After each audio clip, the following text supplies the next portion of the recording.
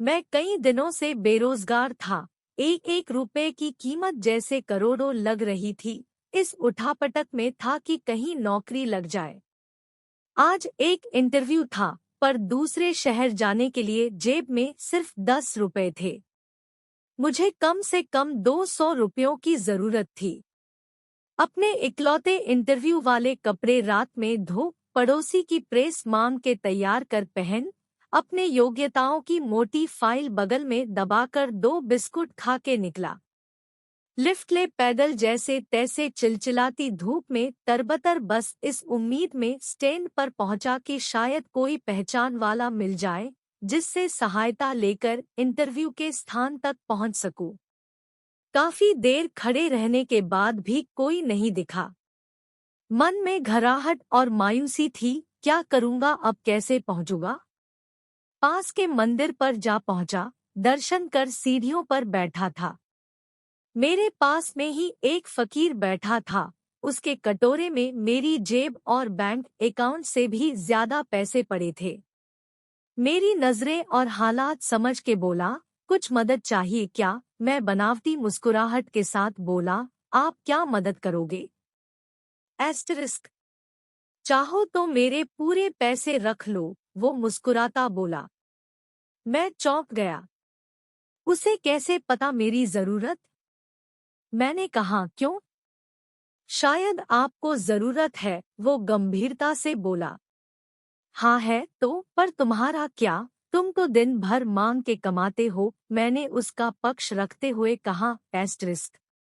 वो हंसता हुआ बोला, मैं नहीं मांगता साहब। लोग डाल जाते हैं मेरे कटोरे में पुण्य कमाने के लिए। मैं तो फकीर हूँ, मुझे इनका कोई मोह नहीं। मुझे सिर्फ भूख लगती है, वो भी एक टाइम। और कुछ दवाइयाँ। बस।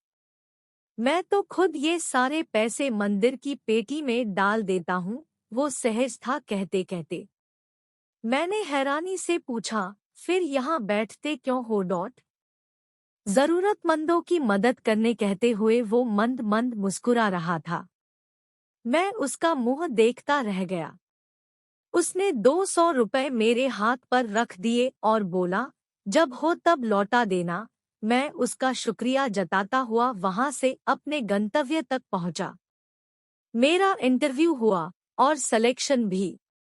मैं खुशी खुशी वापस आया। सोचा उस फकीर को धन्यवाद दे दूं। मैं मंदिर पहुंचा। बाहर सीढ़ियों पर भीड़ लगी थी। मैं घुस के अंदर पहुंचा। देखा वही फकीर मरा पड़ा था। मैं भौंचक्का रह गया। मैंने दूसरों से पूछा, यह कैसे हुआ? पता चला वो किसी बीमारी से परेशान था। सिर्फ दवाइयों पर जिंदा था। आज उसके पास दवाइयां नहीं थी और न उन्हें खरीदने के पैसे। मैं अवाक सा उस फकीर को देख रहा था। अपनी दवाइयों के पैसे वो मुझे दे गया था, जिन पैसों पे उसकी जिंदगी का दारोमदार था। उन पैसों से मेरी जिंदगी बना दी थी।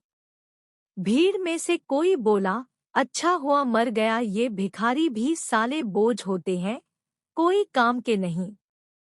मेरी आंखें डबडबा आई। एस्टेरिस्क। वो भिखारी कहाँ था? वो तो मेरे एस्टेरिस्क एस्टेरिस्क लिए भगवान ही था। नेकी का फरिश्ता। मेरा भगवान। एस्टेरिस्क। भगवान कौन है? कहाँ है? Asterisk asterisk. किसने देखा है? बस इसी एस्टेरिस्क एस्टेरिस्क तरह मिल जाते हैं।